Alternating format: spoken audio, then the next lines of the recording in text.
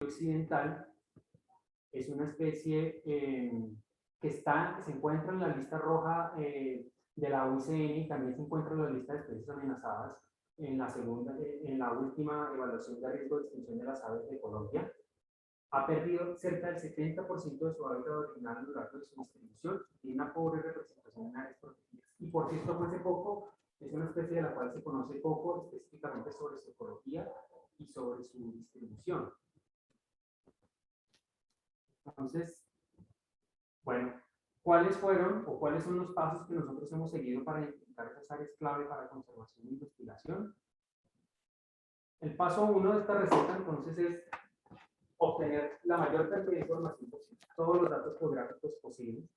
Para esto involucra o conlleva llevar a cabo una búsqueda exhaustiva a través de repositorios, bases de datos públicas, tanto nacionales como internacionales, plataformas de ciencia ciudadana, colecciones de museos, colecciones digitales y también la literatura especializada, artículos científicos, revisiones bibliográficas, monografías y también la literatura gris.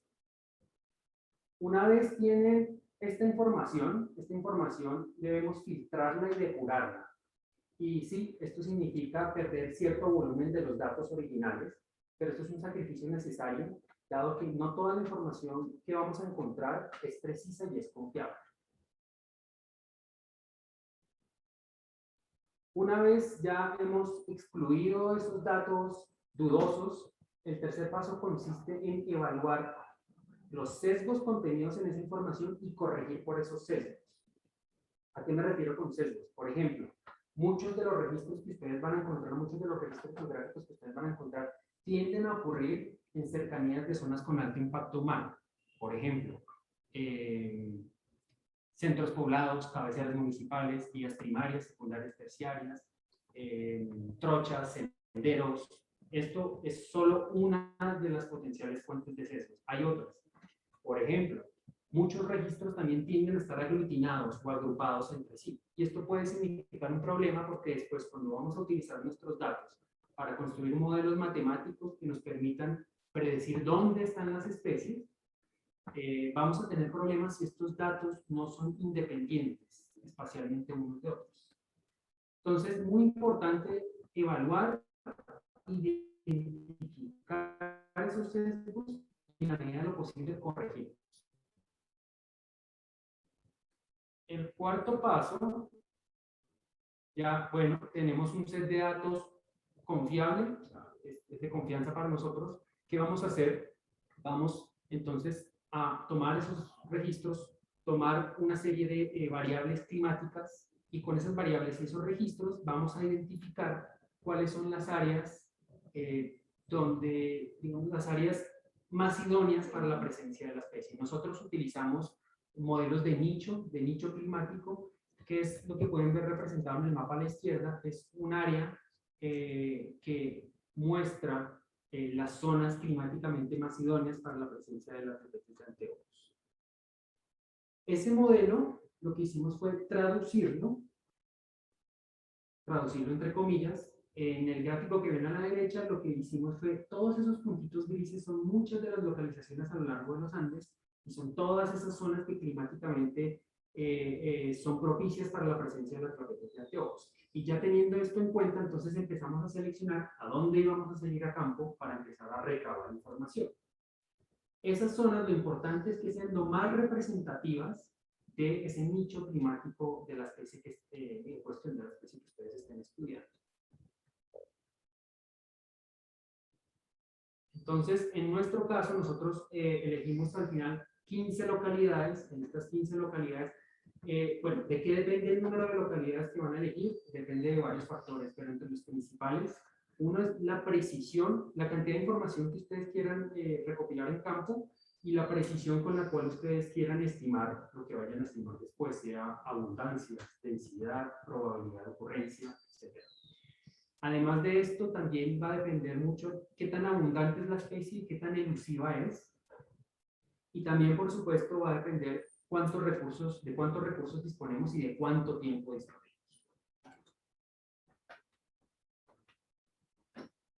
Entonces, una vez nosotros en campo, ¿qué hicimos? 2 ornitólogos fueron a estas 15 localidades y en estas 15 localidades ellos instalaron unas líneas de transectos. Cada transecto de 100 metros de largo lo recorrían durante 10 minutos. Cada día, cada uno de ellos recorría toda esta línea de transectos completa, de modo que cada transecto era repetido 2 veces al día durante diferentes horas de la mañana.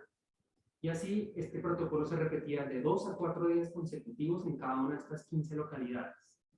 De este modo, obtuvimos una gran cantidad de datos y con esta gran cantidad de datos pudimos generar un modelo matemático que nos predijera dónde era más probable encontrar a las clapetas de anteojos. Para construir este modelo usamos nuestros datos de campo y usamos varias variables: latitud, elevación, la densidad de la vegetación, el uso del suelo, entre otras. El mapa que ven ahí ustedes, por ejemplo, las áreas en verde son las áreas donde es más probable encontrar esta especie. Y finalmente, ya con este mapa, ya con esta predicción, este modelo, entonces lo que hicimos fue identificar áreas de importancia, 1, para la conservación y 2, para la investigación de esta especie amenazada. Las áreas de importancia para la conservación, específicamente nos centramos en encontrar bastiones sin figuras de protección. ¿Qué son bastiones? En el argot de la ciencia de la conservación, bastión se refiere a áreas donde una especie es altamente abundante o donde hay indicios de que se encuentran poblaciones saludables. Entonces, si ven los rectángulos 1, 2 y 3, estas son áreas que nosotros definimos como bastiones porque la probabilidad de ocurrencia, según nuestro modelo, es muy alta y todos los registros históricos que se han obtenido para esta especie están concentrados ahí. Si se fijan, no hay áreas protegidas, que son las áreas verdes. Son áreas que están sin proteger.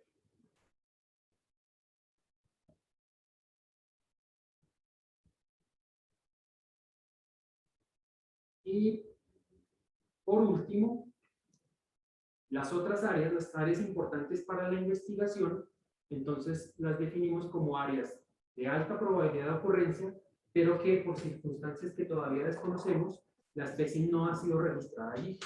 Estas áreas, por ejemplo, las que están en los recuadros 1, 2, 3 y 4, son áreas donde muy probablemente, es decir, donde se presentan condiciones ideales para la presencia de la especie, pero donde es necesario ir a investigar para determinar si la especie está presente o está ausente. Aquí es donde deben destinarse futuros recursos para la investigación. Bueno, eso es todo. Esta era una receta a vuelo de pájaro. Muy rápidamente quise resumir toda esta información, compartirla con ustedes. La idea es que esta receta pueda ser replicada y utilizada en otros ejercicios que sean útiles para los demás. Entonces, si tienen preguntas, anótenlas y nos vemos al final para resolver estas preguntas y discutir. Wow. Muy bien, Esteban. Muchas gracias. Muy interesante este tema y veo que sí sabe cocinar. Bueno, vamos a solucionar unos problemillas técnicos. Algunos no están escuchando muy bien, entonces les pedimos unos segundos mientras solucionamos eso y no se vayan porque viene nuestro siguiente panelista. Digo, nuestro siguiente ñoño por naturaleza.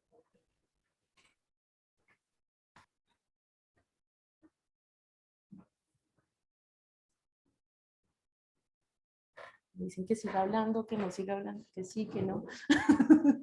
Listo. Bueno, entonces invitamos a nuestro siguiente ñoño por naturaleza. Lo va a presentar. Él es Nick Bailey. Él es el jefe buena onda. Es biólogo y es el doc de ecología de la migración de las aves aquí en Selva.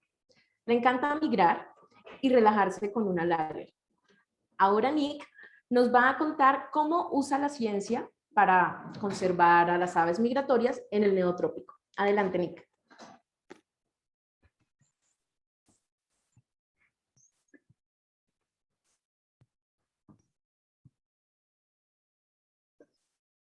Listo, pues muy buenas tardes a todos. Espero que ya están viendo mi pantalla. Entonces, ahora vamos a tomar un vuelo por la programa de especies migratorias de selva y vamos a conocer un poco sobre las necesidades de las aves migratorias durante la migración y voy a proponer una acción que podríamos implementar para poder conservarlas.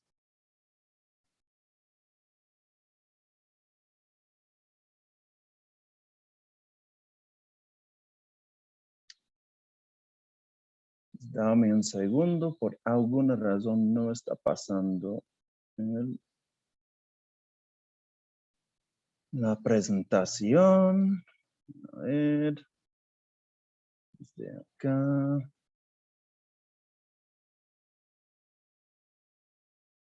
Bueno, nuevamente, esperemos que funcione. Listo, creo que sí. Entonces, la migración es un fenómeno que ha fascinado tanto a los científicos como al público en general por siglos. Sin embargo, es un fenómeno que cada vez más está amenazado. Las aves migratorias, muchas de las poblaciones de las especies de larga distancia están en declives y estamos corriendo el riesgo de perder ese fenómeno tan increíble de la naturaleza. Entonces, para poder contrarrestar esos declives en las aves migratorias, necesitamos conocerlos de fondo. Y eso significa que necesitamos conocerlos no solo en los sitios donde reproducen o los sitios donde vienen, pero a lo largo de todo su ciclo de vida, que incluye los sitios que van a visitar durante la migración también. Gracias a los bases de datos de ciencia ciudadana como eBird, cada vez más tenemos la posibilidad de no solo entender dónde están esas especies a lo largo del año, sino poder visualizarlo en una animación como eso, donde estamos viendo dónde está la población mundial de Cardellina canadensis en cualquier semana del año. Sin embargo, a pesar del gran valor de información como eso, todavía no es suficiente para entender las necesidades de las aves migratorias durante la etapa más crítica de su vida, que es la migración. Entonces, durante la migración, las aves migratorias experimentan las mayores tasas de mortalidad que experimentan en todo su ciclo de vida. Entonces, por ende, es súper necesario entender cómo migran, cómo puede volar un ave miles de kilómetros al año. Y ese realmente depende de lo que se llama un sitio de parada. Un sitio donde las aves paran, descansan, pero sobre todo, y lo más importante, es donde consiguen la energía que necesitan para volar, este combustible para cruzar océanos y continentes. Y a través de las tecnologías de punta, estamos cada vez más cerca de contestar sus preguntas de dónde paran las aves y por cuánto tiempo. Por ejemplo, aquí estamos viendo en la red de radares a lo largo de Norteamérica. Y hoy en día es posible descifrar el señal del radar para entender qué tantas aves están volando cada noche. Aquí estamos viendo el miércoles de esta semana y como pueden ver al pico de la migración en la esquina inferior a la izquierda hay más de 4 millones de aves en vuelo sobre Norteamérica en cualquier momento. Pero esos radares, además de poder visualizar los movimientos, también pueden visualizar el momento de despegar y aterrizar de las aves migratorias. Entonces, con esa información, ya podemos empezar a entender realmente esos sitios que las aves utilizan para conseguir energía mientras que migran. Pero yo voy a argumentar que ese todavía no es suficiente, porque realmente el hecho que una ave para en un lugar no quiere decir que lo utiliza para conseguir energía. Entonces tenemos que tomar un paso más para poder realmente saber qué pasa en cada uno de esos sitios. Y esa pregunta es aún más urgente en la región neotropical, donde realmente carecemos de mucha información. Entonces, durante los últimos 12 años, el programa de especies migratorias de selva ha sido enfocado muy fuertemente en una pregunta. Y esa es una pregunta que alrededor de la identificación de sitios de parada con vista para poder conservarlos. Y para mí, uno puede romper esa pregunta realmente muy complejo en 3 preguntas relativamente sencillos. El primero es el dónde y cuándo. Y ese es simplemente geográficamente dónde están parando las aves. También incluye en qué tipo de hábitat. Y la otra parte es pues cuándo. Cuando están migrando hacia el norte, al sur, cuál mes, etcétera. Y la siguiente, al identificar los sitios, es qué tanto. Cuando digo qué tanto, yo estoy haciendo referencia a qué tanto tiempo pueden pasar en uno de estos sitios de parada y, más importante aún, qué tanto energía consiguen en esos sitios de parada, que realmente es una pregunta fundamental para entender el papel de cada uno de esos lugares. Y la última pregunta es, ¿y con qué? ¿Con qué están consiguiendo esa energía que necesitan para volar? ¿Qué están comiendo? ¿Qué es el combustible que necesitan para generar, para poder migrar tantos miles de kilómetros? Y ese realmente es quizás la pregunta más importante a la hora de pensar el tipo de acciones que podemos encaminar, y voy a llegar a este al final. Entonces, por ahora vamos a pasar por cada una de sus preguntas y ver como el tipo de acciones o tipo de metodologías y resultados que puede salir de cada etapa. Entonces, vamos a empezar con el dónde y cuándo. Entonces, sencillamente, quizás la forma más fácil para contestar esa pregunta es realizar observaciones de aves en muchos diferentes lugares. Por ejemplo, podríamos tener un sitio en La Guajira, en la costa norte de Colombia, podríamos trabajar en la Sierra Nevada de Santa Marta y podríamos trabajar en los bosques húmedos de Urabá. Y si trabajamos a lo largo de múltiples sitios simultáneamente, podemos empezar a entender cuáles sitios están utilizados en un dado momento por las aves migratorias. Y aquí les muestro un ejemplo de un estudio de ese tipo que realizamos bajo un proyecto de selva que se llama el Corredor Neotropical de Migración, donde mostramos todos esos puntos que pueden ver en el mapa a mano derecha a lo largo de Panamá y el costa norte de Colombia. Y en este caso lo que están viendo es la abundancia de Cetophaga striata tras llegar de Norteamérica por un vuelo transoceánico que muchas veces supera los 2.500 kilómetros. Y pues es muy evidente en este caso que la especie está concentrada sobre todo aquí en la península de La Guajira. Otro ejemplo de cómo podemos utilizar esos datos en vez de solo mirar la abundancia sitio por sitio, podemos modelar la distribución de la especie utilizando una serie de variables y hacer una predicción de dónde creamos que donde debe ser la especie, pues donde la especie debe ser más abundante. Aquí estamos viendo el caso de coccisus americanos durante la migración de primavera y lo que podemos ver es que la especie está concentrada en zonas de tierras bajas y principalmente en lo que es el ecosistema de bosque seco en la costa caribe. Entonces hay dos ejemplos de cómo podemos empezar a identificar el dónde. Y ahora viene el qué tanto. Entonces, ¿qué están haciendo en esos sitios? Entonces, para eso, simplemente observar las aves no es suficiente, sino nos va a contar qué hace un individuo, una especie en cada lugar. Entonces, en este caso es súper importante poder capturar, manipular y tomar datos de esos aves. Y hay un dato que es absolutamente crítico en un estudio de esa naturaleza y es el peso. ¿Por qué el peso? Porque cuando las aves empiezan a subir sus reservas energéticas, que generalmente están guardando en la forma de grasa, su peso empieza a subir.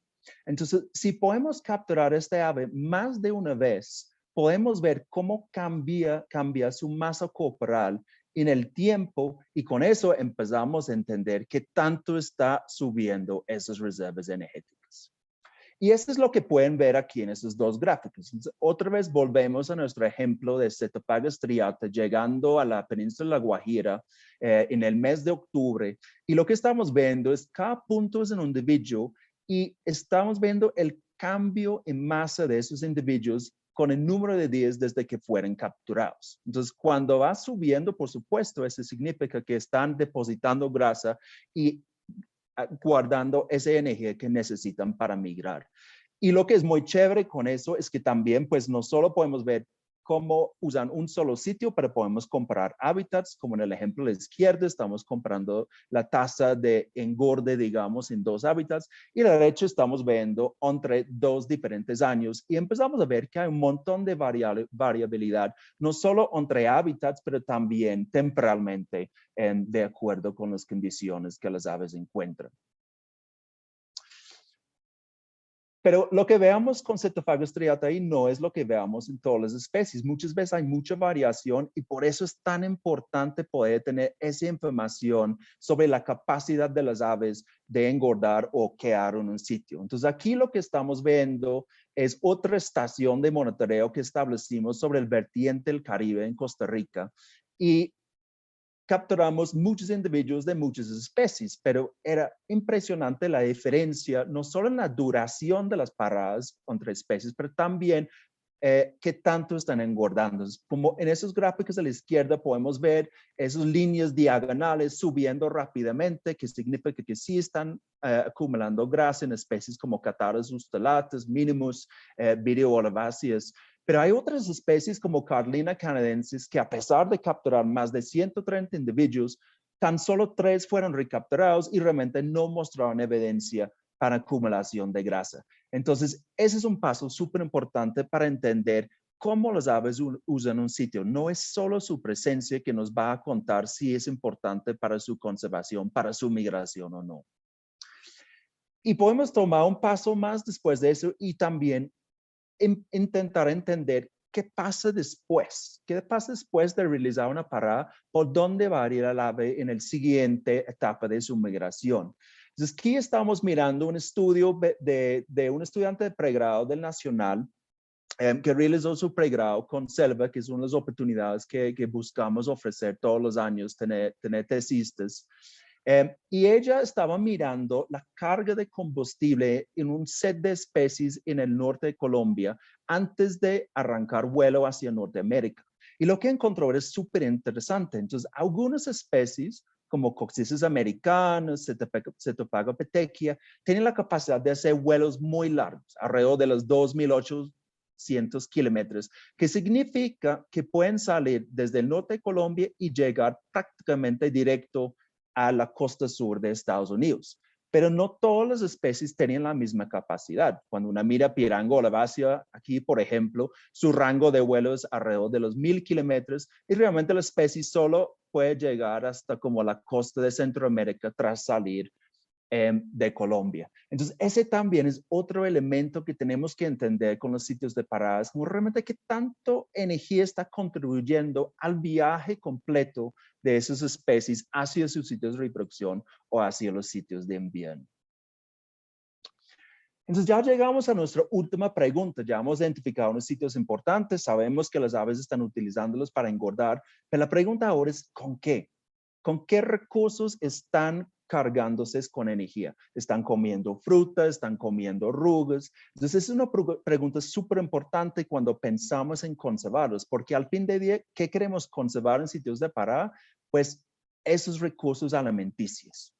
Y es más, si empezamos a pensar que hay ciertos árboles que tienen más frutos o más insectos, si podemos enriquecer un ambiente, un paisaje, puede ser un paisaje agrícola, con esos árboles en particular, quizás podemos empezar a generar un ambiente mucho más propicioso para las aves migratorias para conseguir ese combustible que necesitan. Entonces, para ese fin, lo que hacemos es realizar observaciones de forrajeo, que simplemente es ver qué están comiendo las aves, pero siempre es importante tener el componente de tiempo. Y lo que podemos hacer también es hacer esas observaciones en diferentes especies de árboles, por ejemplo. En este ejemplo que estamos viendo acá, realizamos observaciones de forrajeo con Coccyzus americanus en un bosque seco en el departamento de Córdoba. Y observamos y registramos la tasa de forrajeo en cada uno de 8 diferentes especies de árboles. Y el resultado es muy interesante. Hay algunos árboles que realmente no están proveyendo recursos a esos aves a pesar que los están perchados ahí. Y hay otras especies como la caña fístula, que es con las flores rosadas que ven a la derecha, que están proveyendo muchos recursos y las aves pueden alimentar más rápido. Entonces, por ende, podemos empezar a pensar Si hay una caña fístula y tiene muchas orugas disponibles para las aves migratorias, y digamos, está visitado por unos 10 aves migratorias diferentes cada día, puede ser que durante una migración algunos quizás 50 aves van a pasar por ese árbol y utilizarlo para conseguir combustible. Ahora, si nosotros sembramos 1000 ejemplares de caña fístula, por ejemplo, dispersos en el paisaje porque están disponibles para diferentes aves, podríamos estar proveyendo comida para alrededor de unos 50,000 aves migratorias. Ahora, si pensamos en grande y sembramos con 10,000 árboles, ese ya podría ser 500,000 de individuos de aves migratorias que están beneficiando de esas acciones. Entonces, realmente el programa de especies migratorias de selva ya está como apuntando a esa idea que no estamos buscando realmente reforestar grandes áreas, sino en esas zonas críticas que hemos identificado para las aves migratorias durante la migración, que podemos ver en colores amarillos y rojos en este mapa. En esos sitios debemos estar buscando enriquecerlos, sembrar específicamente árboles o plantas que van a proveer esos recursos para las aves migratorias. Y ese no tiene que estar en un paisaje boscoso, puede ser un paisaje de potreros, enriqueciendo cercas vivas, por ejemplo. Entonces, para ese fin ya hemos establecido los primeros 3 viveros dedicados a producir plantas que están proveyendo comida para las aves migratorias en 3 diferentes puntos de la costa. Y nuestra esperanza es que lo que estamos haciendo es generando un banquete para el futuro, para la sobrevivencia de las aves migratorias. Entonces, ese es lo que quería compartir con ustedes hoy. Y quiero decir gracias rápidamente al tremendo equipo que han trabajado en el programa de especies migratorias a lo largo de esos 12 años. No hay una foto de todos acá porque son muchos, pero y también quiero agradecer a nuestros donantes y aliados, que algunos los logos están aquí abajo.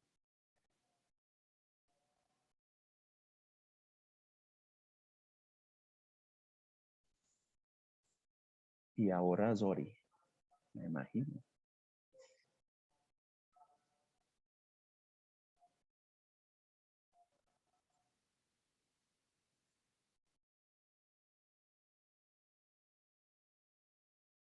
Zori, estás en mute. ¿Qué? ¿Mucho ruido? Ahora sí. Ahora sí, ya no suena tan terrible. Gracias, Niquito, por todas esas respuestas a preguntas tan importantes. Y ahora les tengo otra ñoña, tremenda ñoña y buenísima. ¿Me están escuchando?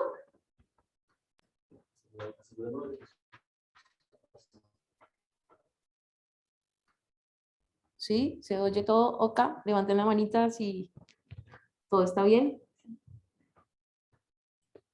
Listo. Entonces, ahora sí, les voy a presentar a la siguiente ñoña. Ella es María Isabel Moreno. Ella es máster en medio ambiente y desarrollo, es bióloga. Le encanta ver paisajes, pero sobre todo trabajar para que sean sostenibles. Su amuleto son los zapatos rojos. Y hoy nos va a hablar sobre café y cacao especial y cómo estos cultivos tienen que ver con la conservación de la biodiversidad. Bueno, María, cuéntanos. Listo, buenas tardes. Listo.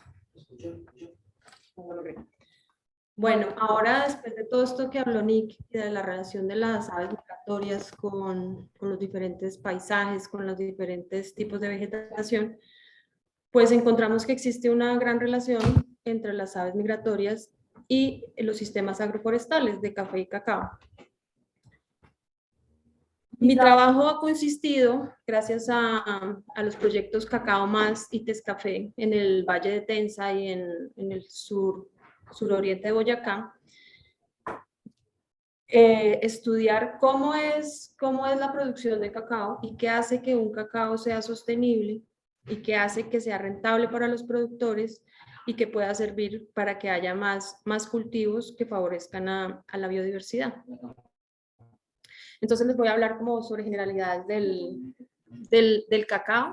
Por ejemplo, el cacao es una especie amazónica que es propia de suelos poco fértiles, entonces está adaptada para chupar todos los nutrientes que encuentra en el suelo. Entonces, por eso el sabor del cacao depende mucho del suelo donde está.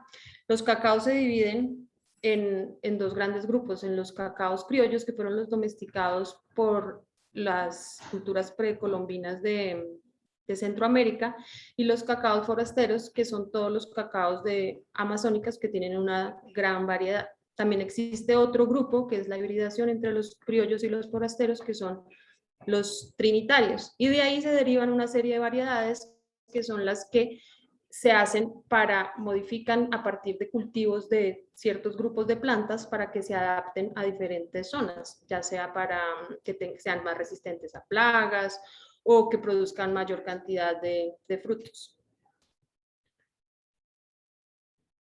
Los países que más producen cacao, Colombia está dentro de los 10 países mayores productores de cacao, pero así como el cacao se originó en la Amazonía, el cacao, los países que más producen cacao son África, principalmente Costa de Marfil, y aquí en Latinoamérica, Ecuador. Dentro de esta clasificación de los cacaos criollos son los que se clasifican como finos en sabor y aroma. Y si vieron el mapa anterior, esos cacaos están principalmente en Centroamérica y Colombia, aunque también se pueden cultivar en otros lados.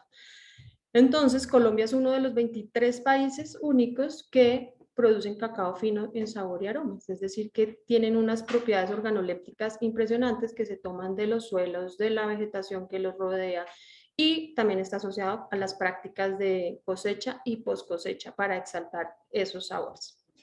Y ahí hay un potencial importante para los productores en vender esos cacaos que tienen un mayor valor comercial que sobre el cacao corriente.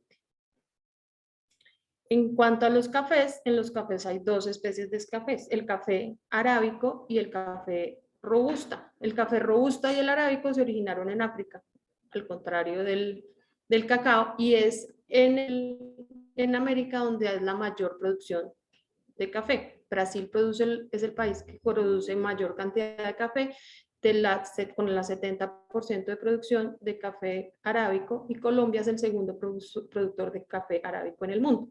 La diferencia entre los dos cafés es grandísima. El café arábico se cultiva en altura, tiene cosechas, tiene menor cantidad de cafeína, es más sensible a las plagas. El café robusta está todo el año floreciendo, es de zonas bajas, es mucho más fácil de cultivar, tiene más cafeína, y por consiguiente, digamos, es el que más se vende, el que más se consume. ¿Y qué pasa? Esos cafés se manejan se negocian en la bolsa de valores, y en la bolsa de valores no hay una diferenciación entre el café arábico, que tiene una mayor rigurosidad o un mayor trabajo para su cultivo, versus el robusta, que es más fácil de cultivar. Entonces, si nos vamos a Colombia, y según lo que nos contó Nick, las aves migratorias la mayor abundancia de aves migratorias están en los Andes, entre los 1000 y los 2000 metros. Y si comparamos eso con las zonas donde están la producción de café y cacao, se sobrelapan totalmente. Entonces, estos sistemas agroforestales, que cuando están cultivados bajo sombra, presentan unos mayores estratos para las aves y para la biodiversidad en general, sirven para conectar espacios entre dos bosques para que haya mayor flujo genético. Entonces, son muy valiosos estos sistemas para la conservación de la biodiversidad. Pero, ¿qué hace diferente? O sea, no es el hecho de que ustedes consuman cualquier café o cualquier chocolate lo que los va a ayudar a que hayan más hábitat para las especies migratorias, por ejemplo. Cuando ustedes se encuentran con todos los productos que hay en el mercado, siempre tienen que estar pendientes de las etiquetas. Y las etiquetas, la norma del etiquetado de alimentos dice que los ingredientes, la mayor peso, la mayor cantidad, proporción de un ingrediente va a la izquierda, es el que comienza. Entonces, cuando ustedes van a comerse una chocolatina Jet, que es deliciosa, pues lo primero que aparece es azúcar, después aparece manteca de aceite de palma, después aparece leche y de últimas aparece cacao. Entonces, muchos de los productos, la cantidad de cacao es mínimo. De hecho, se llaman sucedáneos del cacao precisamente por eso, porque no tienen tanto cacao. Entonces, la idea es aprender a reconocer un buen cacao y en eso también estas marcas tienen ya productos como, digamos, la Nacional de Chocolates, que tiene su marca Santander, que es de cacao al 70%.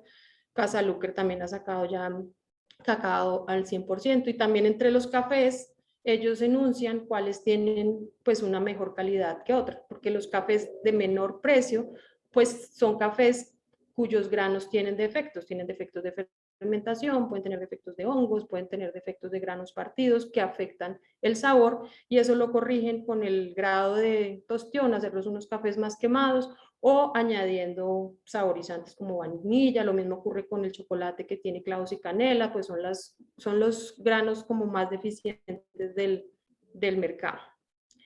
Pero entonces, ¿cómo aprender a reconocer todos esos sabores? Primero, pues toca conseguir productos donde el ingrediente principal sea el cacao o donde el café diga un origen, una elevación, describa un poco los sabores. Y lo que hay que aprender a hacer es a educar el paladar. Uno tiene que probar, pensar a qué le recuerda. Entonces, estas ruedas de sabores van de digamos, la de la izquierda, que es la del café. Tú identificas que es un sabor frutal. Entonces, a partir de ahí, después dice, pero es cítrico, pero es frutos rojos, es uva, y empieza uno a educar al paladar. Y hay gente que está capacitada, pues que ya se dedica a eso, y después lo certifican en esa habilidad, y cuando uno va, digamos, a comercializar los cafés, tienen que tener una prueba de un perfil sensorial y un análisis físico del grano, donde le dice, claro, este tiene un puntaje por encima de 84 puntos, entonces es un café especial, y este tiene un gran sabor por encima de 8 puntos para el cacao. Y ahí empieza a negociarse un mejor precio. Pero ¿qué hace que ese sabor sea tan especial? Eso está relacionado, como les dije, con la elevación, con los suelos, con los procesos de cosecha y post cosecha de cada uno de los granos independientemente. Entonces, en el café, la elevación es muy importante porque la elevación a mayor altura hace que haya menos temperatura y eso se equipara a la sombra también. Cuando hay menos temperatura, los granos se demoran más, tienen un proceso de maduración más lento, entonces logran acumular todos los azúcares y se forman mucho mejor, son más robustos, permiten una mejor tostión, y a mayor altura van cambiando como los perfiles que se pueden encontrar. Y obviamente si tenemos café con sombra, sucede este mismo fenómeno. Entonces, preferir café con sombra, estamos teniendo, a la vez que tenemos una mejor calidad, tenemos un mayor pues hábitat para las especies migratorias. Con el cacao pasa algo también con la sombra y con la radiación, es que el cacao tiene alcaloides y polifenoles. Los alcaloides dan el sabor amargo, que es la teobromina y la cafeína, y los polifenoles son los que dan el sabor astringente. Entonces uno quiere tener en el cacao sabor amargo y sabor astringente, pero no demasiado. Entonces, cuando un cultivo de cacao está a libre exposición, cuando tiene ataques de plagas, por eso uno no debe en el cacao cosechar las frutas ni las que están comidas o atacadas por insectos, y tienen deficiencias de suelos, hace que se liberen más polifenoles, entonces la astringencia va a ser mayor. Entonces, ¿qué hemos hecho en el proyecto Tescafé y Cacao Más? Es aprender de la mano de los productores de café y cacao cómo producir cacao y café de calidad para ayudarles a ellos a mejorar los precios. Lo que queremos es que sean rentables, que tengan sobreprecios y que los cultivos les represente un buen modo de vivir para ellos y que ojalá crezcan en área de sistemas agroforestales sembrados. Entonces, Los capacitamos en recolección, o sea, les enseñamos la importancia de los frutos maduros, tanto para café y para cacao. Les enseñamos sobre la importancia del secado, les ayudamos en cacao, por ejemplo, a construir marquesinas para que el cacao y el café, cuando no están en la humedad establecida, el café los castigan en precio y en general genera humedad. Entonces, si usted coge un café o un cacao y lo almacena húmedo, pues se llena de hongos y eso le baja, pues obviamente ya es un defecto que después no le van a pagar el precio que debe ser. La tostión es otra parte importante tanto en el café y en el cacao, porque ahí se terminan como de resaltar todos los atributos sensoriales de ambos productos. Entonces, una muy buena tostión, tú puedes llegar hasta aquí a haber hecho todo el proceso, pero si lo vas a tostar y en la tostión te elevan la tostión, pues te quitan todos los sabores. Claro que hay gustos para todo y el paladar colombiano está acostumbrado a los cafés sobre tostados porque durante mucho tiempo tuvimos cafés aquí de muy mala calidad. También otro punto importante es la preparación. Tú puedes tener hasta el café tostado recién molido espectacular, pero si le echas agua más caliente de lo que es, el café se quema y también pierde sus bondades. En el cacao, los procesos de preparación, pues incluye que tú tienes que refinar el licor de cacao, que es como se llama a la esencia, la nuez del cacao, y tienes que refinarlo para que la chocolatina es como cuando se ha batido muchas veces y se parten las moléculas muy fino para que quede una sensación agradable en la boca. Eso también hay que hacer un temperado, que es contrastar la temperatura para que se haga un crunchy. Bueno, todo eso tiene como mucho proceso para llegar a deleitar un buen chocolate como los que nosotros producimos con el proyecto.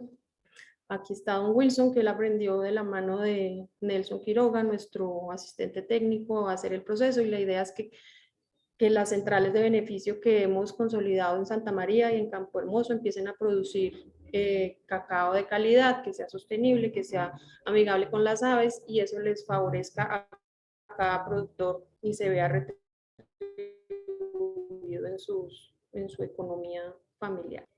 Hemos producido entonces barras de chocolate que tenemos a la venta, si quieren pueden adquirir, pero también hemos trabajado con los productores en entender como todas estas relaciones, y es cómo se relaciona el bosque con los sistemas agroforestales, qué saben ellos de las especies de sombrío, qué nos pueden compartir y cómo podemos llegar a lograr entre todos construir la mejor forma para que haya una adecuada polinización que ayude a la productividad del café, por ejemplo, que ayude el sombrío a la protección de las especies y también conservar los bosques cercanos a sus fincas, cómo podemos preservar el agua y las rondas hídricas y ayudar a escoger como las especies nativas que les puedan servir para recuperar rondas. Y pues todo esto lo hemos hecho de la mano de nuestros amigos productores de Santa María, de Campo Hermoso, de Garagoa, de Macanal y de Moseño. Son los de Santa María, Campo Hermoso, Moseño, Somondoco, y este es el equipo de trabajo. Muchas gracias.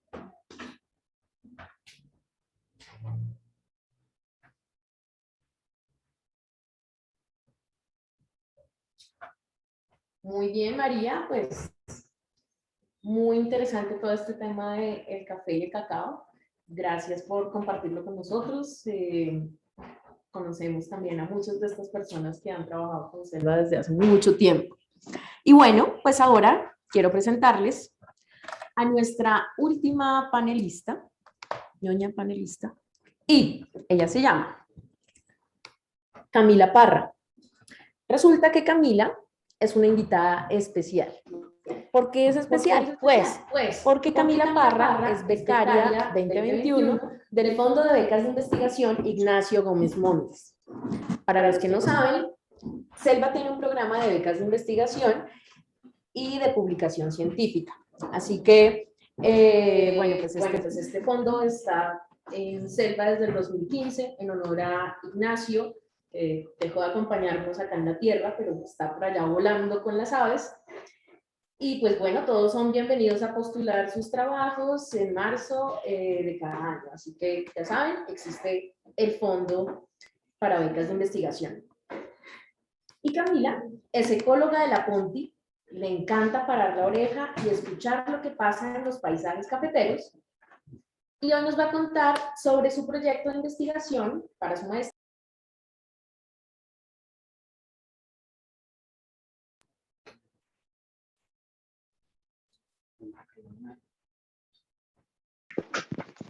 Hola. ¿Sí se está escuchando? ¿Sí me escuchan? Creo que está apagado el micrófono. No, el mío está prendido, pero el de ustedes está apagado. Ya. Hola a todos, buenas tardes. ¿Cómo están? Bueno, empiezo de una vez. Bueno, pues para mí es un gusto y un honor estar aquí. Yo soy Camila Parra, pues becaria, como ya lo dijo Sori, de Selva. A esta presentación, bueno, les voy a contar un poco cómo ha sido mi experiencia haciendo la tesis de maestría. Esta presentación pues la titulamos Biodiversidad y Bienestar Humano en Paisajes Cafeteros. Estoy haciendo mi maestría en conservación y uso de la biodiversidad. Está apagado el micrófono. No, estoy escuchando. ¿Sí? Ah, bueno, perdón. Perdón, está haciendo la maestría en conservación y uso de la biodiversidad en la Javeriana y me está dirigiendo Neidy Clavijo y Orlando Acevedo. Entonces, para empezar, que se me trabó aquí ya. Quisiera hacer un ejercicio de escucha. Digamos, una parte muy importante de mi trabajo es los paisajes sonoros. Ya les voy a contar un poquito más adelante de qué trata, pero a veces digamos que el sentido de la escucha no es, digamos, nuestro fuerte, sino que somos sobre todo visuales y la escucha la dejamos como de manera más inconsciente de ladito. Entonces, lo que quiero mostrarles ahorita son dos grabaciones. No les voy a decir todavía de qué es. Quiero que le pongan mucha atención a cada una, se imaginen dónde es, como a qué hora, qué sonidos por ahí creen que hay ahí. Voy a reproducir un sonido después del otro, luego les voy a hacer unas preguntas y luego ya les digo qué es. ¿Listo? Entonces vamos a escuchar el primer sonido. Me dicen ahí también si se está escuchando bien.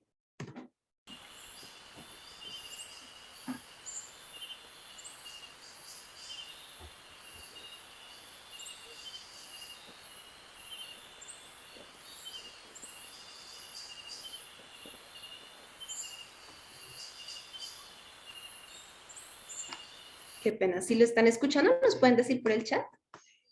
¿Sí? Qué pena. Estamos aquí. ¿Sí?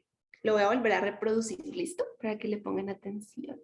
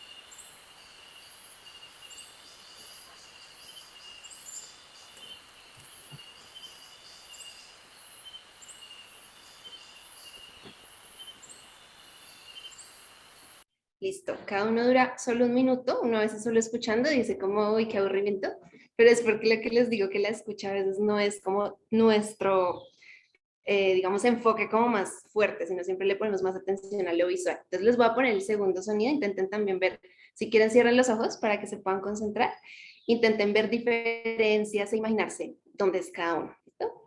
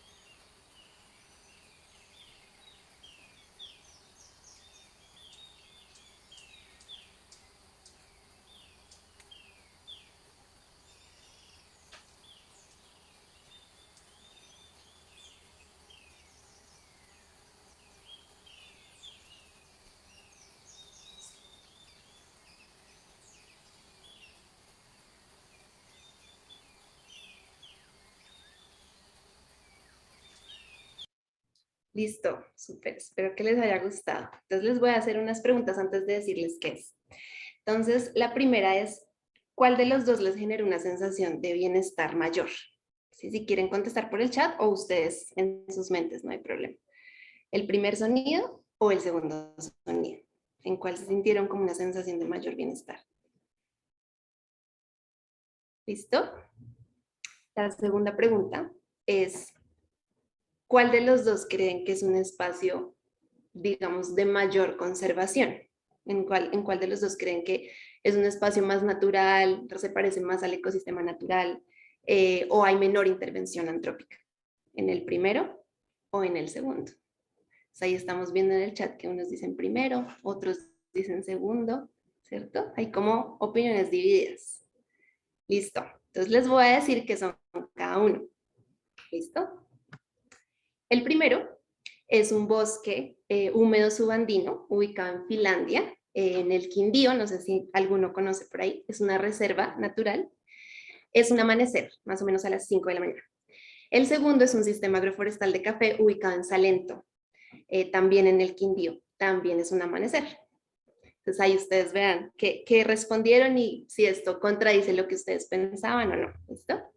Con esto quiero introducir la tesis que estoy haciendo y digamos que mi tesis parte de la idea de que el reemplazo de coberturas en todo el mundo, de coberturas naturales por coberturas antrópicas, ha generado una pérdida de hábitat para la biodiversidad y este es el principal motor de pérdida de biodiversidad en todo el mundo.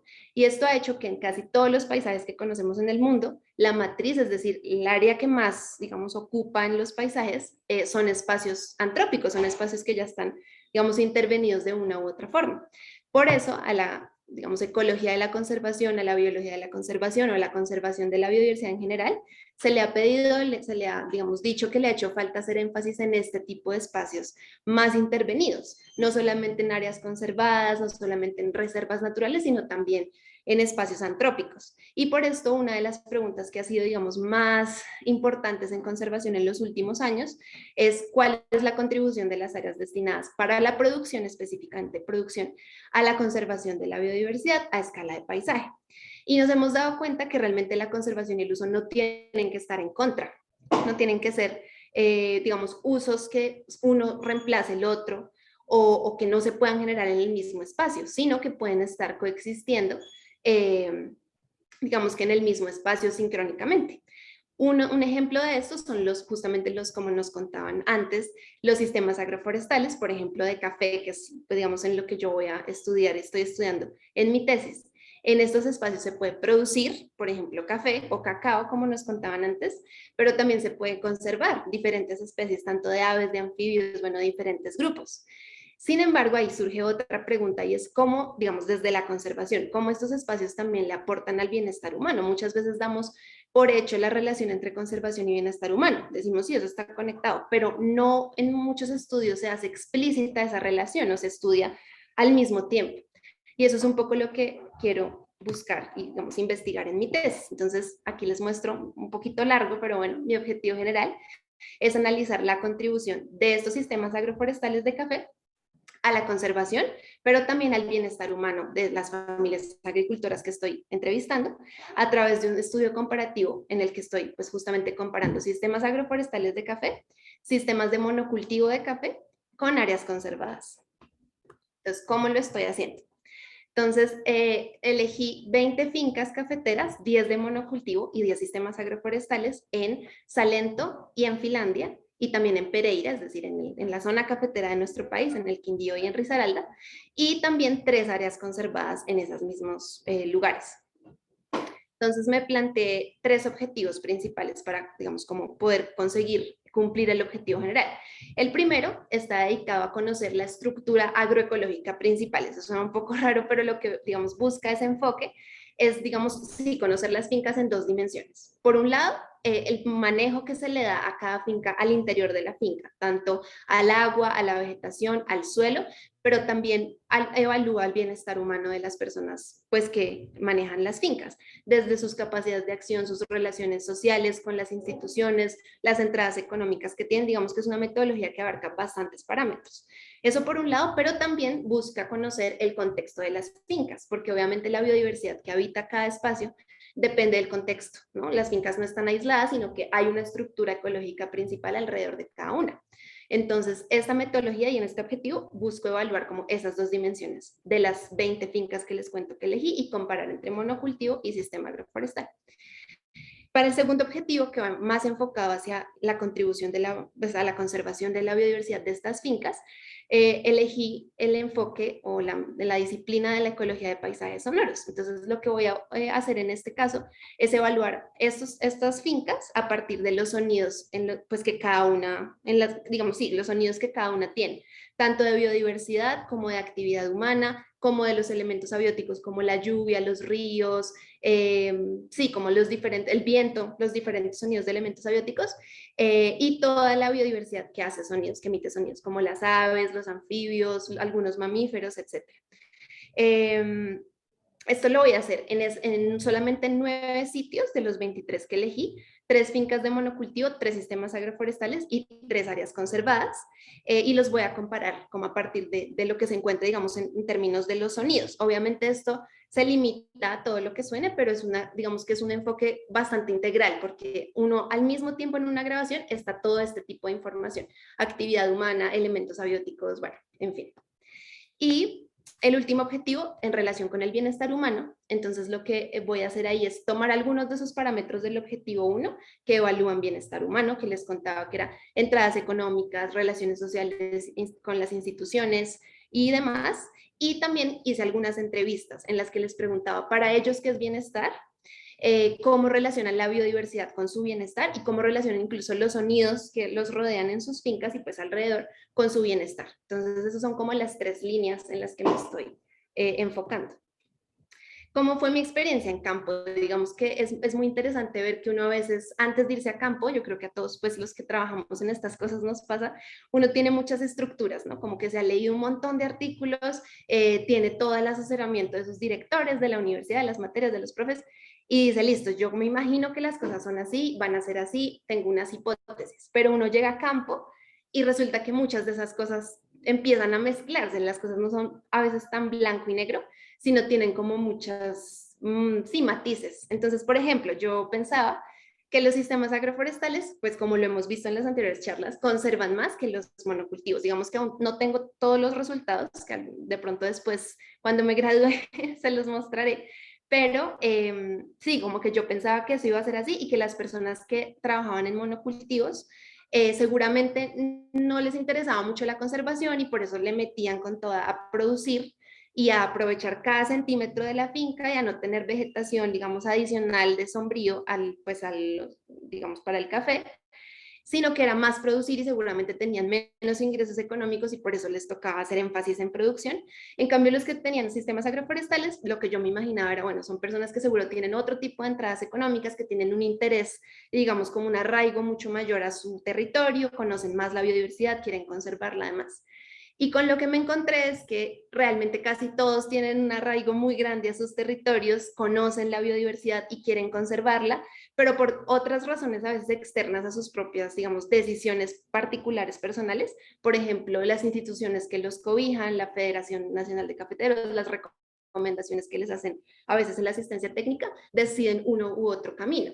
Y muchos de esos, por ejemplo, sistemas de monocultivo dedican áreas completas de sus fincas, que ahí pueden medir 3, 5 hectáreas, son realmente pequeñas fincas, pueden dedicar 1 hectárea completa o media hectárea a solo conservación, o sea, dejan en montar un área y ahí se conserva. Entonces, como que ahí empecé a ver, bueno, de pronto las cosas no son como tan en blanco y negro como yo la pensaba.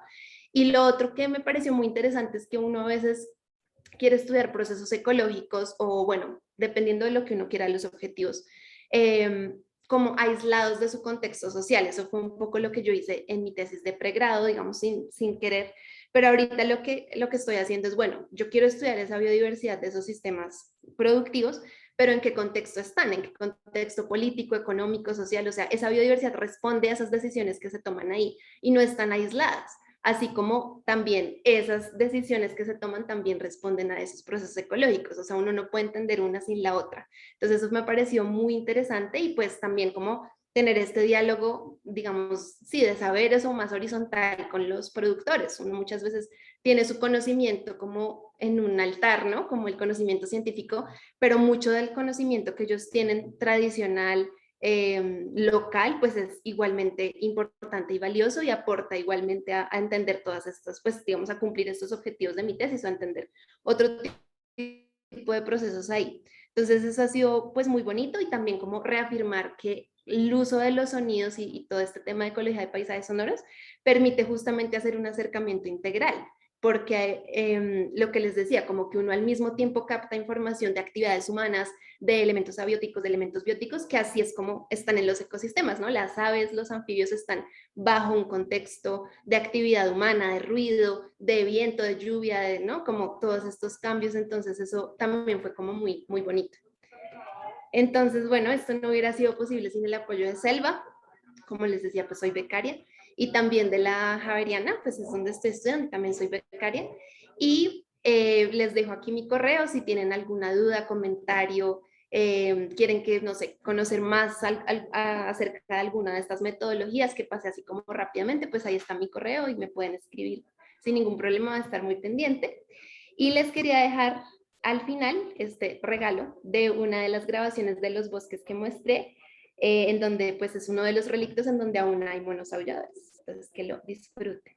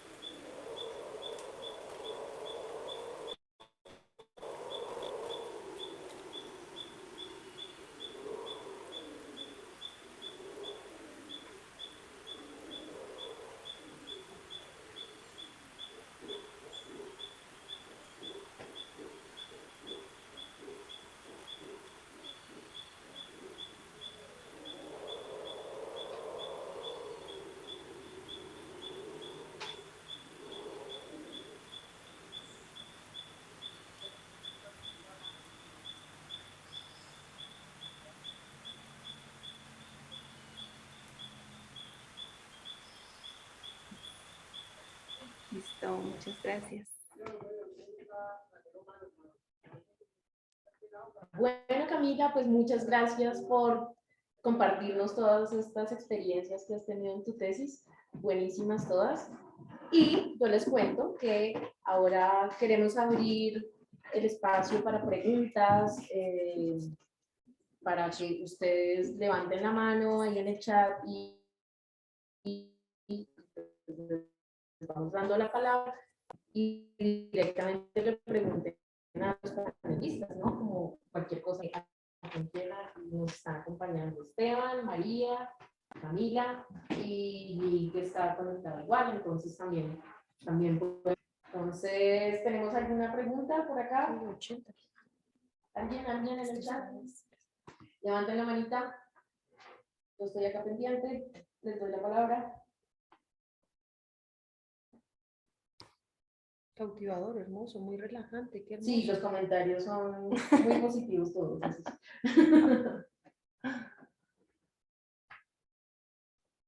No sentimos. Sí, ¿quién quiere preguntar? Ellos están que se mueren de ganas por hablar con Sí. ustedes, sí. Y Julia. contestar las preguntas. Julia Andrea Arcos. Julie. ¿Está aplaudiendo o está aplaudiendo? Ah, sí, tiene la. Listo, María Camila Pérez Guevara, ¿cuál es tu pregunta? Abre tu micrófono. Hola, buenas casi noches para todos y todas. No. Ah, ¿nos escuchamos? ¿Sí se María escucha? Camila, ¿ya hiciste la pregunta? ¿Aló? ¿Hola? ¿Me escuchan? Sí. Hola. Bueno, no, primero, antes de hacer la pregunta, pues quería felicitarlos a todos los ponentes y asimismo pues al equipo de Selva por esos cumpleaños y por compartirnos un poco de todos esos trabajos y resultados que han hecho, que realmente es muy reconfortante. La primera pregunta que quiero hacer es, digamos, primero para Esteban, en cuanto a las variables que tú mencionas ahí a nivel como climáticas, si se quiere tener en cuenta como otras variables, eso ya va a depender de la pregunta de investigación, o tú consideras que para buscar cómo responder esas preguntas de idoneidad para especies que están endémicas y que pues están amenazadas, como nos contaste en este caso, esas son sí o sí como variables a tener en cuenta. No sé si hago de una vez todas las preguntas y luego se responden o una por una. Tengo 3. María Camila, sí, es que tenemos acá como un problema de audio y entonces no alcanzo a escuchar toda tu pregunta. ¿Nos puedes repetir, por favor? O escribirla en el chat y yo se las leo a ellos acá para que... Bueno, voy a escribirlas entonces. Eso, por favor. Y ellos las van respondiendo de a una. Mejor. ¿Ustedes no tienen? Bueno, ahí. Ahí ellos escuchan. Yo le llamo todo. Bueno, te están escuchando ahora, María Camila, si quieres hacerlo de una vez. El micrófono cerrado. Quedó el micrófono. Sí, Ah, sí. Está cerrado el micrófono. está cerrado el micrófono. Sí, María Puedes Camila. volver Ya a, estás a repetir la pregunta si quieres con el micrófono prendido, que ya resolvimos, creemos. Las estaba escribiendo por lo que me dicen que es mejor escribirlas, entonces si les parece mejor así escritas, no sé. Pero ya te escuchamos. Cualquiera de las dos. Como quieras, ya te escuchamos. Pues es que tengo 3 preguntas. La primera era para ti, Esteban, porque hablabas sobre pues, las variables como climáticas a tener en cuenta y más para ese tipo de estudios pues, como de idoneidad de hábitat para especies que están pues, amenazadas de extinción y que son endémicas. Pero consideras que dependiendo de la pregunta a responder, hay que tener en cuenta como otras variables para este tema de uso de hábitat. Y digamos que para Nick la pregunta es, ¿ese combustible está relacionado con la especie? Porque si bien hablaban como de esa especie, por ejemplo, que proporcionaba, pero también la diferencia entre alguna de las especies, ese combustible también está relacionado realmente es como con, no sé, si las especies son más frugívoras que insectívoras. Y la otra pregunta que tenía es para María Isabel, y es cómo hacer que esas pequeñas empresas compitan, ¿no? Como por esa calidad, tanto en el cacao como en el café, pues teniendo en cuenta que a veces son como muy exigentes los criterios para poder acceder a todo este tipo de certificaciones, pero a veces son como tan duros, digamos, esos criterios que a veces pues las pequeñas empresas pues no lo logran. Entonces, ¿qué hacer o cómo hacer para que esas pequeñas empresas también, ya sean de cacao o de café, pues puedan también competir? Listo, voy yo entonces. La primera pregunta. Camila, depende, sí, depende de la pregunta que tú estés, que te formules y depende también de la resolución a la cual tú quieras resolver la pregunta. Entonces, las variables climáticas, por supuesto que son supremamente útiles para distintos ejercicios de modelamiento, pero, por ejemplo, son más acordes para ejercicios que son a grandes escalas, porque igual la resolución a la cual está la mayoría de la información disponible y la resolución a la cual una variable climática te puede contestar una pregunta de idoneidad de hábitat en general es a una escala incluso mayor a la del paisaje, es una escala más amplia. Pero si tú te empiezas a preguntar cosas a escalas menores, a escala, por ejemplo, del paisaje o escala de hábitat, probablemente las variables más idóneas para contestar esa pregunta a una resolución más fina empiezan a ser variables de estructura del hábitat, variables, por ejemplo, también de topografía, variables de el uso del suelo, o, es decir, variables mucho más finitas que te van a permitir contestar esa pregunta a un grano más fino. Entonces, sí, en resumen, depende de tu pregunta y la resolución a la cual la quieres contestar.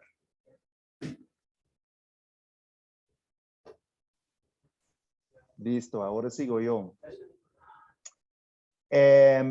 Sí, es sencillamente que sí varía entre especies, tanto la fuente del combustible, es decir, lo que están comiendo. Hay unas especies que son netamente frugívoros cuando están preparando para la migración y otras que pueden ser totalmente insectívoros. Pero en todas formas, generalmente lo que comen van a convertir en grasa, porque ese es el combustible más fácil para cargar con el mayor contenido de energía para las aves. Sin embargo, sobre todo especies que son más insectívoros van a depositar, digamos, más masa muscular y más masa de proteína en otras partes del cuerpo y pueden utilizarse como combustible también. Entonces, mientras que la grasa es el principal combustible, muchas aves van a dirigir su músculo tanto del vuelo como de las piernas, incluso hasta el corazón, para terminar un vuelo. Entonces pueden utilizar todas esas fuentes. Ojalá que se conteste la pregunta, María. Bueno, y con respecto a la pregunta, pues no sé si notaste que yo no hablé de certificaciones. Y en el mundo del café hubo como una tercera ola como de comercio, fue las certificaciones. En este momento, lo que está pasando es el comercio directo. O sea, a raíz de las redes sociales, la idea es que los productores, las asociaciones empiecen a generar historias que conecten con compradores directamente. ¿Y qué es lo que tiene que garantizar el productor? El productor tiene que garantizar la trazabilidad, él tiene que decir, tiene que saber cómo hizo su proceso, tiene que ser consistente con su proceso, porque si le compran una vez porque le quedó bien y empieza una fidelidad con ese comprador, pues debe garantizar que la calidad sea consistente. Entonces, ¿qué es lo que está pasando? Lo que está pasando es que se hacen esas conexiones y los compradores quieren conocer a los productores y quieren venir a las zonas donde producen, quieren conocer sus fincas y eso también se está amarrando con el turismo de agroturismo, ¿sí? Entonces, genera esa fuerte conexión y no necesariamente tiene que haber un certificador, que es todo este mecanismo de las certificaciones, alguien que avale que el productor está siendo amigable con las aves, que está siendo amigable con pues, las fuentes de agua, con el esto. Él lo puede mostrar pues, en todos los medios de comunicación que existen actualmente. Ese es el reto, conectar esas historias con esos compradores. Y ustedes mismos también, o sea, la idea también es como incentivar el consumo local, no esperar a que sea, porque por ejemplo en Colombia, hablando de cacao, en Colombia el chocolate que se produce se consume en Colombia. En café, el buen café se exporta y lo que se está haciendo ahora es que haya más como consumo local y apreciación por esa calidad. Entonces es como depende del consumidor, de ustedes que se interesen por saber de dónde viene el producto y ser conscientes de todo lo que el precio justo. Bueno, nos dicen que la pregunta es para Camila. ¿Qué dice Camila? ¿Cuál pregunta? ¿Cuál pregunta? ¿Adriana? ¿Esto? Ya, el manejo de los temas envolventes. Bueno, sí, también el tema, digamos, con las certificaciones, el fondo de las certificaciones es súper sensato, porque muchas es como precios justos con los trabajadores, condiciones justas, proteger toda la parte ambiental. Entonces, lo que hacemos en el proyecto es como hablar con los productores y decirlo, eso lo tienen que hacer porque pues es la forma como deben hacer la cosa, sin esperar que sea un sello que lo certifique. Y si en algún momento están tan unidos y tienen el producto y pueden lograr esa certificación, pues ya será más fácil si eso les representa un valor agregado. Pero la idea es generar como esos canales de comercialización directos y no tanto depender de la certificación, porque no son fáciles.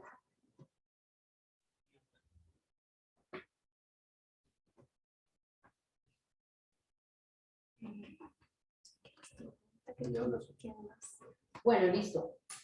¿Alguien tiene más preguntas? Para Camila Barra. Pregunta para Camila Barra. ¿Cuál? ¿Pero cuál? Porque es que esta era para ti. No. ¿Cuál? No, esto sí. Listo, yo les doy el orden. Póngame claro.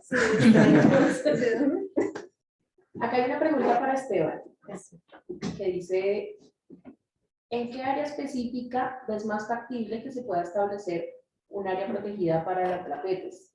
Y hay otra pregunta ¿Ves factible que se proponga una ruta declaratoria de un área pública o lo ves más viable con áreas privadas? Es de Ángela María Villarreal. Ya. Entonces la primera dice, ¿en qué área específica es más factible que se pueda establecer un área protegida para la tapetes? Pues mira que por lo menos el ejercicio que yo estaba mostrando al final de la presentación definitivamente fue útil, fue fructífero porque pudimos identificar algunas áreas en el Tolima. En el Tolima parece ser donde están, es donde se encuentran las poblaciones o estos bastiones de los que ya es donde están acumuladas, o son las áreas donde los atrapetes por lo menos son mucho más abundantes.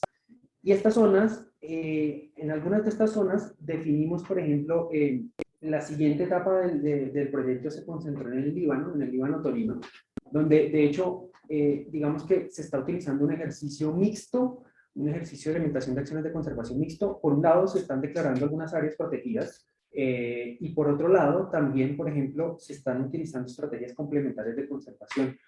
Y estas estrategias están involucrando, por ejemplo, ejercicios de restauración, pero también ejercicios de manejo y el establecimiento de algunas estrategias de manejo comunitario, donde varios propietarios de algunos predios, por ejemplo, están llevando a cabo ejercicios de restauración y también de protección de algunas áreas que en conjunto por lo menos establecen algunos corredores que eventualmente pueden ser o esperamos que sean útiles para la especie. Y eso es algo que viene también a futuro, es monitorear el éxito de esas medidas. Espero haber sido claro, pero si no, vuelves y preguntas y yo con gusto aclaro lo que no haya quedado. Y lo otro es, ¿lo ves más viable con áreas privadas o áreas públicas? Bueno, la verdad, yo diría que depende también de la zona donde se esté trabajando. En el caso del Líbano, que es de donde te puedo hablar con un poco o sea, con conocimiento de causa, por lo menos, todas las áreas que se están declarando por el momento son áreas de índole privado y son muchos propietarios que están interesados en justamente resguardar parte de sus predios para que en conjunto puedan o restaurarse o protegerse para generar estas áreas conectadas para beneficio de esta especie y de otras especies endémicas en la región. Bueno, bien. Hay una pregunta que no entiendo de María Alejandra Molina. Dice que si los sonidos podrían priorizar áreas para la conservación. ¿Es eso lo que quieres preguntar? O abre el micrófono y Sí, pregunta. que sí, a través de los sonidos podríamos priorizar áreas para la conservación de la biodiversidad. Eso. Entonces sí creo que eso sí es para Camila. Bueno, pues me parece una muy buena pregunta y me parece chévere cómo mezclar lo que nos contaba Esteban con lo que les presentaba. Yo no sé mucho de priorización de, digamos, de áreas de conservación, pero yo me imagino que sí, Esteban me puede ayudar a responder mejor.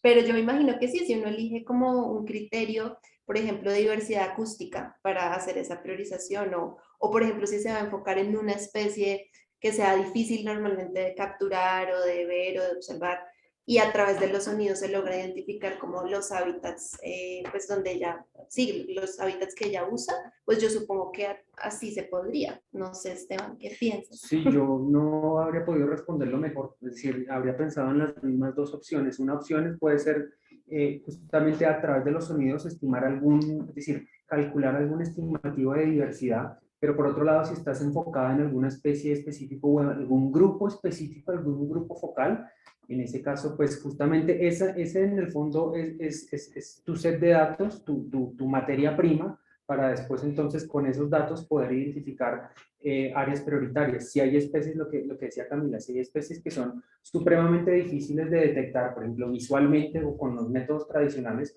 utilizar grabadoras pasivas para poder registrar estas especies y a través de esas grabaciones poder establecer presencia o ausencia de una especie, perfectamente puedes hacer el mismo ejercicio que estábamos mirando con las redes. Listo. Muy bien. Creo que ya tenemos más preguntas en el chat y no se vayan, no vayan a desconectarse porque tenemos una rifa. Entonces, los que se quieran ganar una espectacular. ¿Les digo o no les digo? ¿Lo dejamos en misterio? Lo dejemos en misterio, sí, Listo. para que no se vaya. Bueno, les voy a explicar cómo va a funcionar esta rifa. Tal vez algunos han escuchado de una aplicación que se llama Kahoot. Esta aplicación, ustedes entran en su navegador, puede ser en el celular o puede ser por su computador a kahoot.it. Ya vamos a compartirles acá en la pantalla cómo van a... ¿Qué pasó? Ahí yo no me estoy enterando del chisme, pero bueno. Vamos a compartir, por favor, la pantalla, producción, y ponemos... Vamos a tener como una trivia de preguntas. Esta trivia de preguntas es acerca de todas las charlas que tuvimos hoy. Y pues tenemos 3 premios importantísimos ahí. El primer lugar es, pues se llama como el premio mayor, y 2 premios de consolación que no están nada. Entonces, esperamos unos momentos. Bueno, mientras tanto, voy a aprovechar para contarles cómo funciona el Kahoot.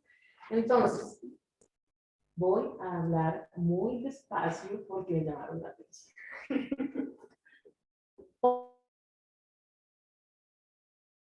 En su navegador, Kahoot, pueden escribir por favor ahí en el chat cómo es, kahoot.it.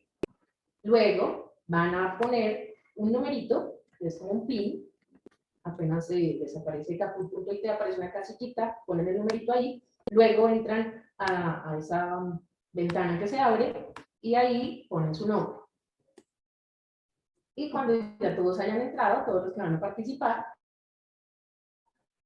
entonces iniciamos el juego. Lo vamos a poder, aquí ya lo tenemos en pantalla, Kahoot.it, ponen 8817716.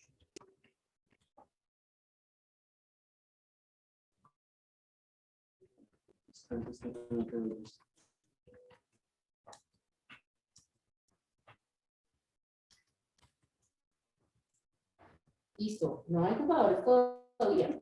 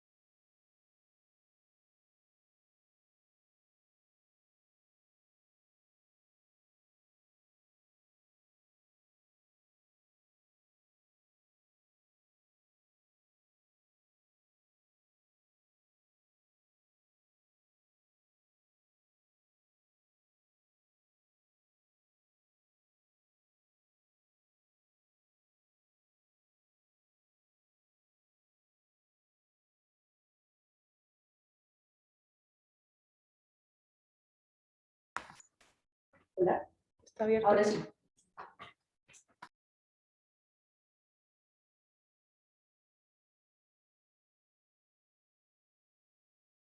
Hola. ¿Puedes hacer esa mesa a ella? Ahí. Listo, bueno. Como que nos perdimos. Fuimos, pero volvimos. Le regalan el pin de nuevo a Erika. El pin es que toca que compartas. Está muy lento No su está. conexión. No está. Tranquilos, tranquilos. Vuelvas a compartir. Vamos a hacer la rifa, no se preocupen. Ya tuvimos ahí un problemita técnico, pero ya. Ahí está el código. Listo, listo. Ya lo tenemos. Tenemos a Adriana, Ariadna, Aarón, Marta Rubio, Socorro, Ginette, Camila, Naví, Mam, Laura S. ¿Alguien más se va a unir? ¿Cuál es Sí, el premio? Erika se quiere unir porque estaba escribiendo por ahí. Erika, Que me Erika. pasen el pin, por favor. Erika, el pin es Y Danilo también dice, 881. "Ténganle paciencia, que el internet es horrible". Sí, pero listo, 881-7716. Listo, adentro. Listo. Digan que es el premio porque se metan más. 10 segundos. Bueno, listo, les voy a decir cuál es el premio de consolación. No,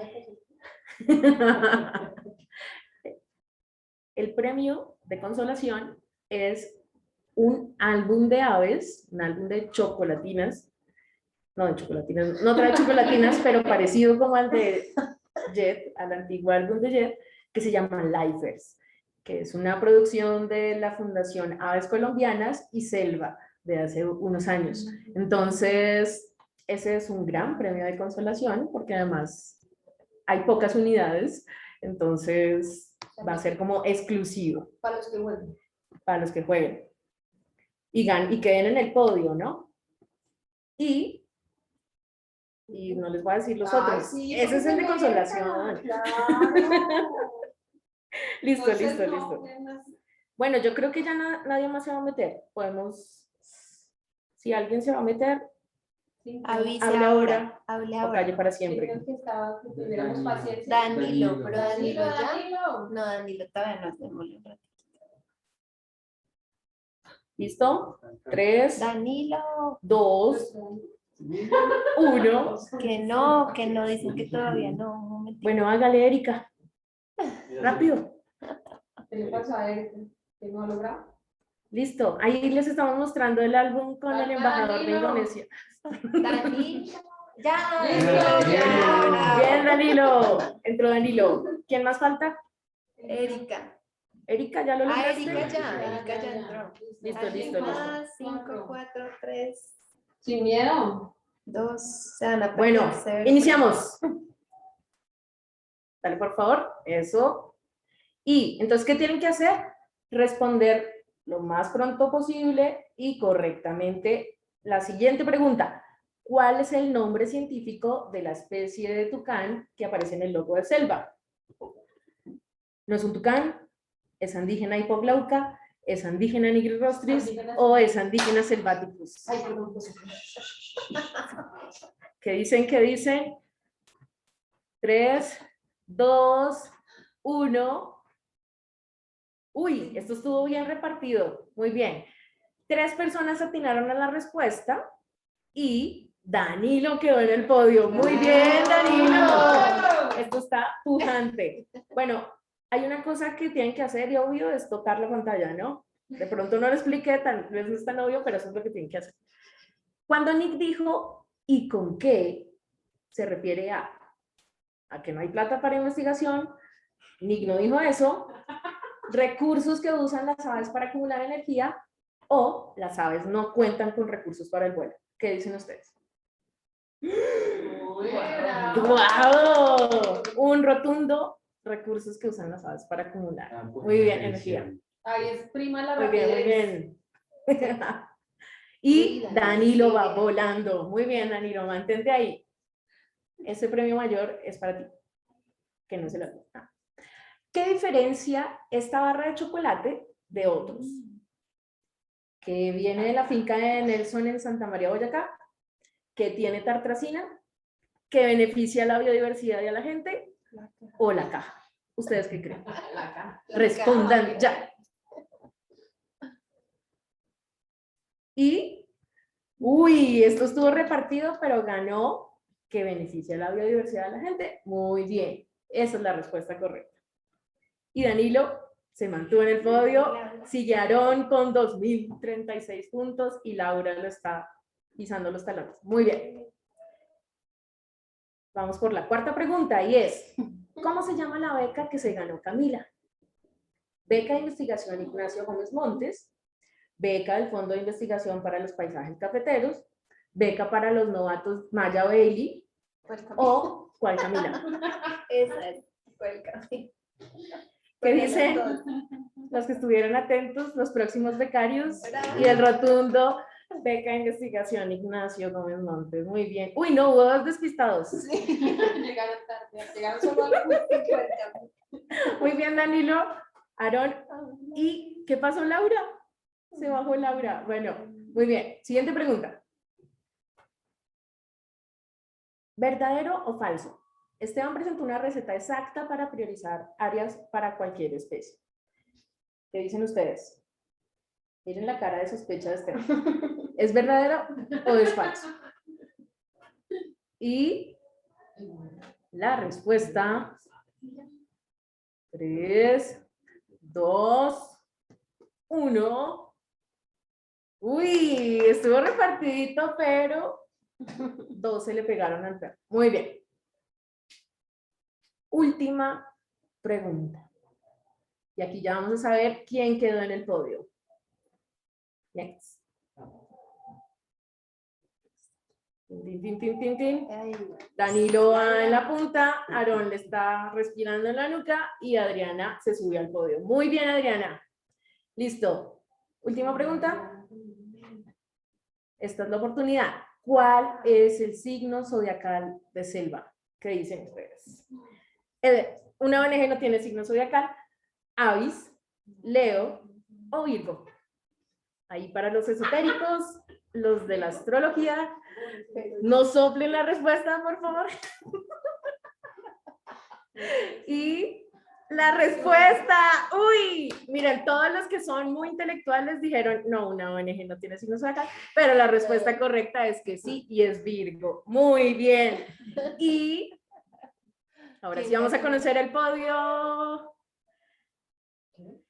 Y Navi quedó en tercer lugar. Uy, se subió Navi. Se subió Laura y el rotundo ganador es Danilo. Bueno, ahora sí le podemos decir que se ganó.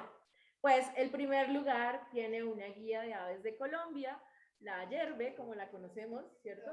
La última yerbe. El segundo lugar tiene un álbum Lifers, muy bien Laura, y el tercer lugar un álbum Lifers. Muy bien, Navi. Ese es el premio. Y todos tienen chocolate porque María les da chocolate. Muy bien. Bueno, pues amigos de Selva, esto era lo que queríamos compartir hoy. No sé si ustedes quieren decir algo más. Ay, no escuchamos bien que... ¡Yujú! Abran los micrófonos, manifiéstense. Bueno. Si quieren un álbum, pueden escribir a info@selva.org.co. Chocolates también. Y chocolates también pueden tener. Les gustó mucho, yo sé. La idea y lo que queremos es que esto se siga haciendo, que tengamos estos espacios para los amigos de Selva, para compartir, para conocernos, para contarles qué estamos haciendo acá en la organización. Así que estén muy pendientes de las redes sociales. Los ganadores tranquilos se van a comunicar con ustedes. Creo que igual los conocen a todos, pero si no se comunican, escriban a info@selva.org.co y síganos en nuestras redes sociales, que son Selva ORG Co en Twitter, Facebook e Instagram. ¿Listo? Entonces ahí vamos a poner como toda la publicidad de los próximos eventos, las próximas actividades. Vamos a hacer tardes de juego, vamos a hacer espacios para compartir cuando ya podamos tener como más posibilidad de hacerlo no solo virtual, sino también presencial, pero vamos a abrir muchos espacios virtuales y la idea es que gente de todo el mundo se pueda conectar a estos espacios. Entonces, por eso creamos este evento el día de hoy, aparte de celebrar el cumpleaños. ¿Listo? No sé, ¿alguien más quiere decir algo? No, ¿Despedida? Bueno, a celebrar, no nos trajeron la pola, pero no nos trajeron la cola, pero las compramos. Entonces, ustedes destapen la suya. Vamos a brindar por Selva y porque hayan muchos más años para todos los proyectos que están en... ¡Uy! Trajeron el ponqué, ahora sí. Muy bien, muy bien. Entonces, eso es como lo que queríamos contarles y así es que celebramos. Y ahora nos vamos a rumbar acá y ustedes también rumbense allá. ¿Listo? Un abrazo para todos y pues fue un gusto tenerlos aquí en este bonito espacio. ¿Listo? Felicitaciones, prendan la cámara. ¿Cuál cámara? Ah, sí, prendan su cámara, pues. Podemos tomarnos una foto también si quieren. Ay, creo que pues para que se vean todos. Eso. Gracias a ustedes. Siguen ahí felices. Listo. Bueno, entonces traigan la cola. Los que se quieran quedar, pues. Cumpleaños feliz. Todos. Pues a todos. Sí, ahí ya nos ven y está activo el micrófono. Listo.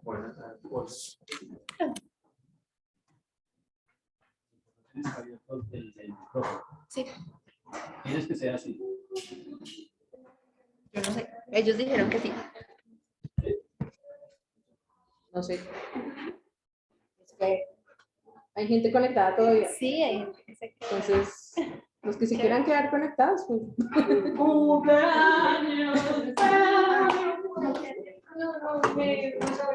Bueno, la foto de grupo, por lo menos de nosotros mismos para la posteridad. Con la luz y tal. Vamos a intentar tomar la foto. Sí, foto de grupo ahorita. No estoy disparado.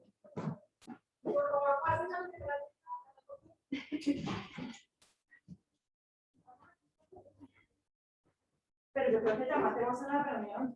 ¿Sí? Ahí hay un montón de Ahí gente están ahí. todos felices. Ahí están todos. Ahí se fue. Te están escuchando. Es que ella se quiere emborrachar en privado, pero tranquilo. Hice de todo este desorden. Orden y desorden. Mamá, Pero Marta Rubio. aquí está la cerveza por aquí. ¡Eh! Esteban. Eso, ahora sí.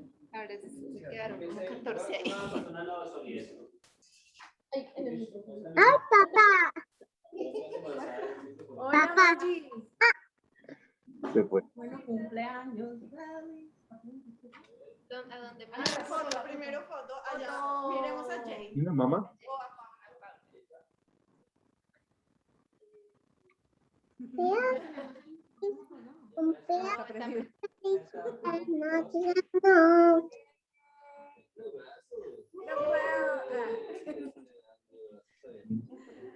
Listo.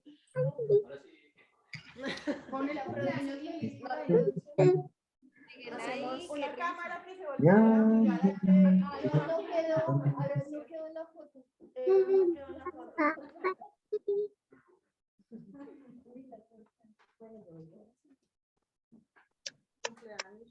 Mi cumpleaños feliz. ¿Cuántos somos?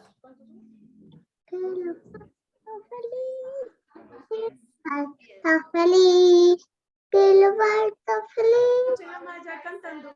¿Cumpleaños feliz? Sí, Mayo está intentando cantarlo.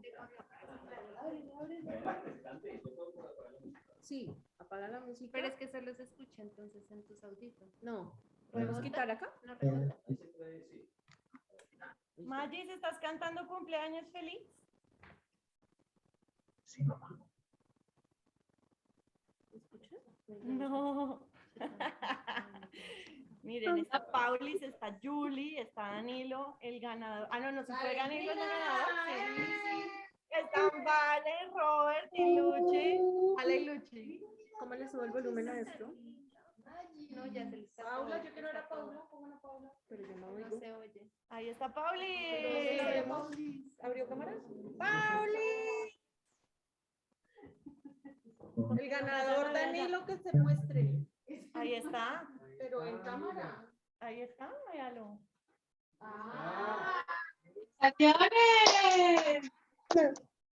¿No?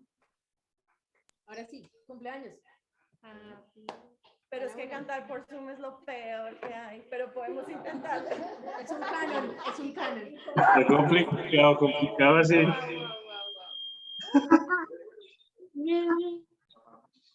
¿Popó?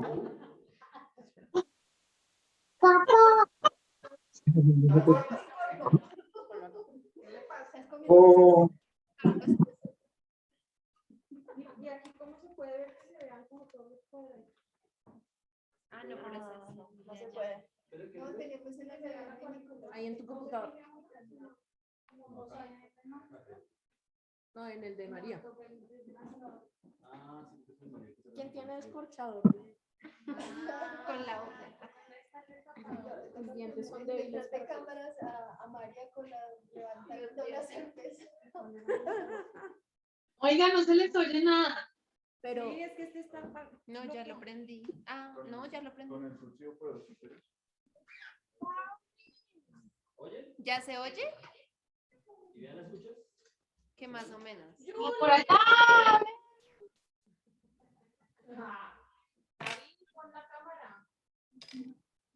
sí, sí se oye.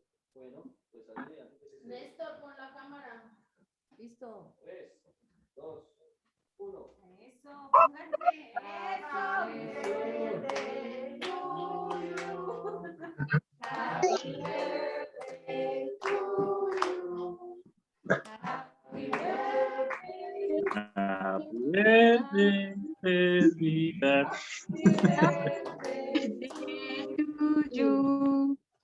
Que los cumpla.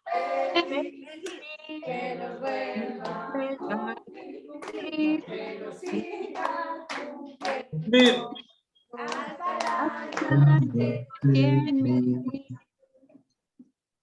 ¡Bravo! Felicitaciones, muchachos. Muy bien. Pues salud. ¡Ah! Toca servir. Camila les quiere despachar. ¿Sí ven? ¡Chao! Camila, chao. Que estén bien.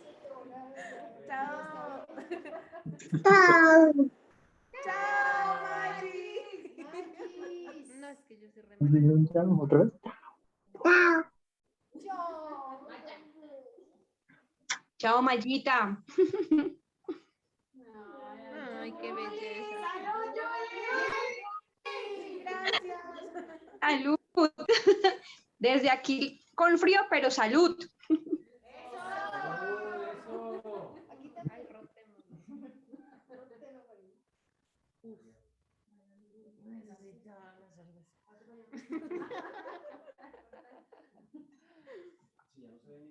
No, pero acá sí se ven.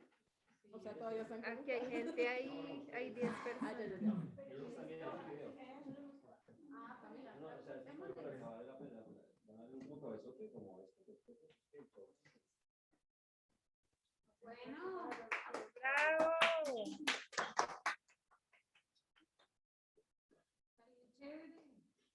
Sí, muchas gracias. Falta uno por aquí.